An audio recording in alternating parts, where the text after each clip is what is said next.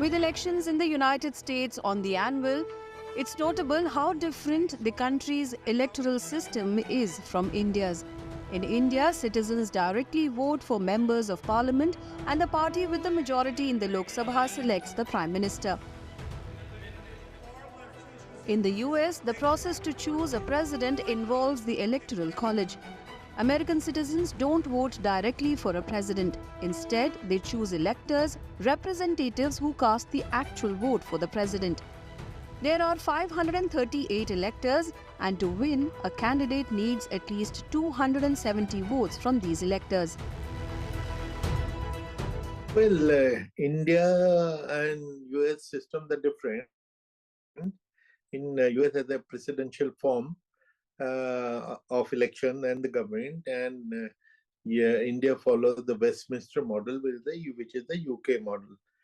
Now, in USA, they follow the system of electoral college, which distorts the popular vote. It happened in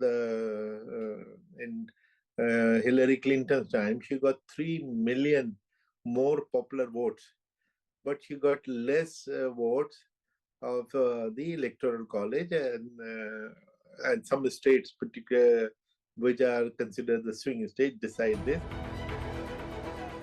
In the US, when citizens vote, they are essentially voting for electors pledged to their candidate, not the candidate directly. In most states, the candidate who wins the majority in that state gets all of that state's electoral votes. This means a candidate can win the presidency without winning the national popular vote. Compare this to India's first-past-the-post system, where each constituency elects an MP directly and the party with the majority of MPs takes control of the government. This way, power directly reflects the people's vote in India. So they propose the Electoral College, and that gives every state a number of votes equal to its number of representatives in the House of Representatives, plus 2 senators. Every state gets 2 senators. So, for example, a very small state gets only 1 representative, and it gets 2 senatorial electoral votes, so it gets 3 votes in all.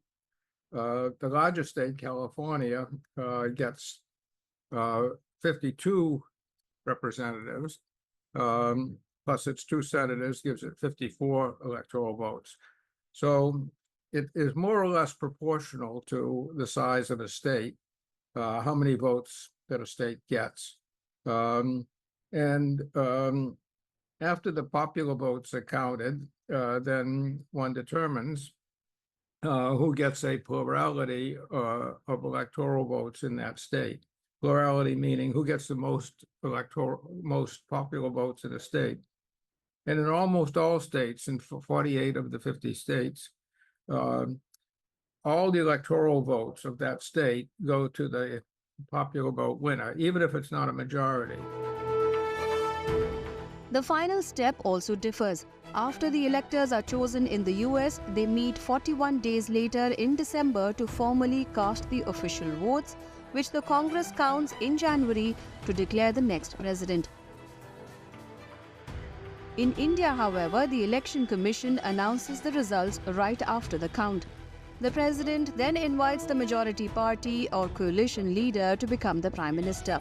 This makes India's transition of power more direct, while the US relies on the Electoral College to make the final decision.